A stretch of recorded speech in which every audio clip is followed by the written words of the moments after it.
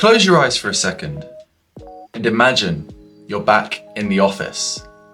It's 9 a.m. You've just started the day. Everyone looks a bit tired.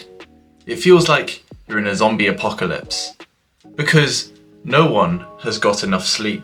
As the new intern rolls in with the table, with the coffee cups, and he serves everyone. And as he serves it to every person, they take it very gladly and they drink it, and then they're on to their next one about 2 hours later.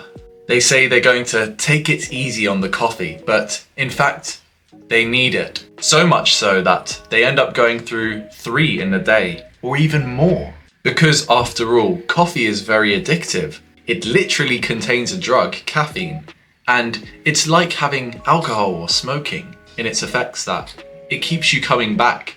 But instead what it relies on is hooking onto the fact that you are sleep deprived and it keeps you energized. And caffeine, of course, on the spectrum of drugs is a very safe and legal one. It's one that's widely accepted by society, some even claiming it has immense health benefits. But I think there is one defining aspect of a coffee drinker and why they like to consume so much caffeine. And that one defining trait is sleep deprivation. Think about it for a second. How many of these people have actually tried to get an early night?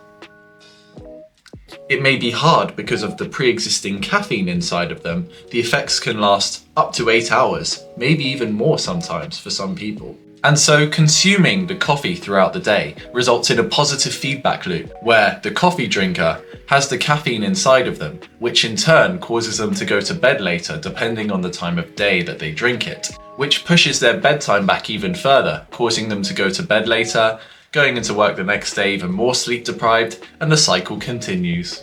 I even spoke to 2 of my classmates the other day and asked them how much sleep they got. And guess what both of them answered? 5 hours sleep. I said, that's unacceptable, you need to work on it. No, I'm joking, I was a bit easier on them, but still. They're both very busy men. One of them gets up at 5:30 a.m. to go to the gym. Now, he's not your typical coffee addict, no. In fact, he doesn't have many addictions.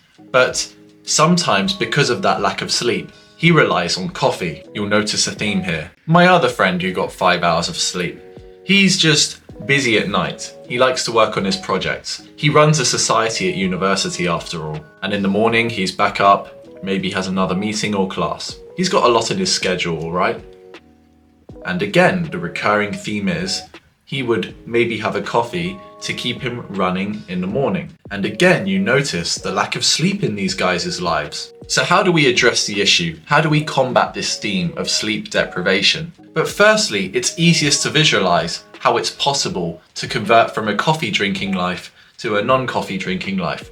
And that's easy because when you were a child, you didn't drink coffee. You remember when you saw your parents drinking this fancy drink and you thought, oh, that's cool. You were 8 years old and it was coffee, they said. But then they told you that you were a bit young to try it. And also, what do children do? They sleep a lot. They sleep for 10 hours at night usually. At least I did. So if they have all this energy without coffee, why can't we?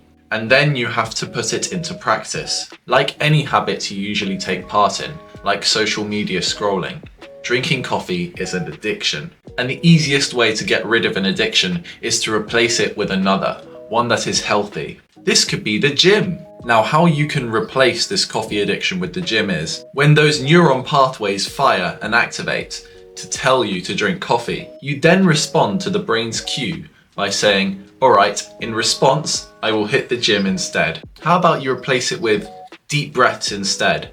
And the more your body urges you to drink the coffee, the more intensely and slowly you breathe. Now, this might seem impossible or far-fetched, but I believe if you respond in a different way to your cues, you can actually satisfy those cues, the neuron pathways that are activating, that are telling you, nagging you in your head to drink more coffee. That way you can stay away from the caffeine and be more prepared to go to bed later in the day, now that you haven't drunk caffeine for 8 hours or more, and you can close your eyes and relax, knowing that you will get a good night's sleep ahead. Fundamentally, you need to replace your caffeine addiction with another addiction. You just have to choose which addiction you will replace the coffee drinking with. I hope that helped you and gave you an insight on how you can replace one bad habit with another. Not just with coffee, but any habit. Thank you so much for listening. Take care and see you in the next video.